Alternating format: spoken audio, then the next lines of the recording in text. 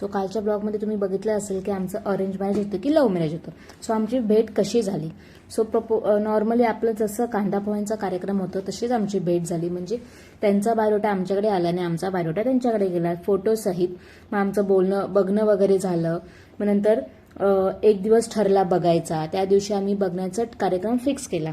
पण त्याच्यामध्येच माझ्या आईचं होतं की तू साडी नेस ना, तू ड्रेस नको घालू, तू साडी नेस ना, इथेच तर जायचं बघायला. पण माझं ठाम मत होतं की आपण रेग्युलर साडी नाही नेसत, तर आपण का साडी नेसायची पहिल्याच टायमाला, म्हणून मी फक्त ड्रेस घालून गेली. सो असं होतं नॉर्मली. तर फायनली आम्ही जाऊन पोचलो स्टेशनला बघण्याचा कार्यक्रम फिक्स करणार होतो. तो स्टेशनला एक हॉटेल बुक केलं, म्हणजे एक हॉटेल ठरवलं. ते ॲड्रेस वगैरे त्यांना एक्सचेंज केलं. नंतर मग ते लोक आले. फक्त दोघेच आले होते त्यांच्याकडून, प्रशांत आणि दादा. आणि आमच्याकडून सर्व पलटण घेऊन गेलेलो आम्ही. ताई, जिजू, मामा, भाऊ, आई असे सर्व पलटण घेऊन गेलो. स्टेशनला पोचल्या समोरच येऊन उभा राहिला. कारण की ते शोधत होते की आम्ही कुठे उभे होतो आणि आम्ही पण शोधत होतो की ते लोक कुठे उभे होतो.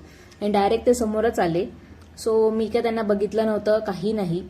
सो डायरेक्टली आम्ही जाऊन हॉटेलमध्ये पोचलो आणि सर्व बोलणं वगैरे चालू होतं त्यांच्या मोठ्या माणसांचं, की काय त्यांचं कन्व्हर्सेशन वगैरे चालू असतं ते त्यांचं चालू होतं. नंतर मग आम्हाला बोलतात ना तुम्ही जाऊन तुमचं बोलून घ्या, तसं आम्हाला 15 मिनिटं दिली होती बोलायला. त्या 15 मिनिटांमध्ये किंवा 1 तास समजा, त्या 1 तासांमध्ये ना फक्त 45 मिनिट्स प्रशांतच बोलता, मी फक्त 15 मिनिटं बोलली. ह्याच्या पुढे काहीच नाही. त्यात माझं होतं की बाबा मला जेवण बनवता येत नाही. सो त्याच्यावर त्यांचा रिप्लाय आला की आपण दोघं मिळून जेवण बनवूया. सो त्याच्यावरून त्यांचं फिक्स होतं की हां त्यांच्याकडून होकार येणार होता. पण तेव्हा माझी एवढी टूप नाही पेटली, तेवढा मला आता टूप पेटते हे सर्व तुमच्याशी शेअर करताना. सो त्यानंतर आमचं बोलणं वगैरे झालं. नंतर आम्ही आलो, थोडंफार खाल्लं. म्हणजे बघण्याचा कार्यक्रम असतो तर जेवढी माणसं असतात त्या सर्वांना हॉटेलमध्ये घेऊन जातात आणि नाश्ता वगैरे देतात. ते होकार येऊ दे नाही तर नको येऊ दे, त्यात सर्व नाश्ता वगैरे आमचं करून झालं.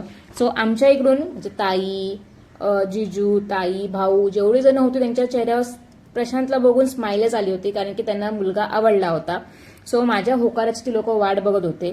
सो त्यांच्याकडून होकार आला का नाही आला त्यासाठी तुम्हाला उद्याचा मिनी ब्लॉग बघावा लागेल. सो हे सर्व मी आवडताना तुमच्याशी मी छोटीशी लव्ह स्टोरी, आमची जी आहे लव्ह स्टोरी म्हणजे अरेंज मॅरेज जे आहे तुमच्याशी शेअर करते. सो हा एपिसोड 2 होता.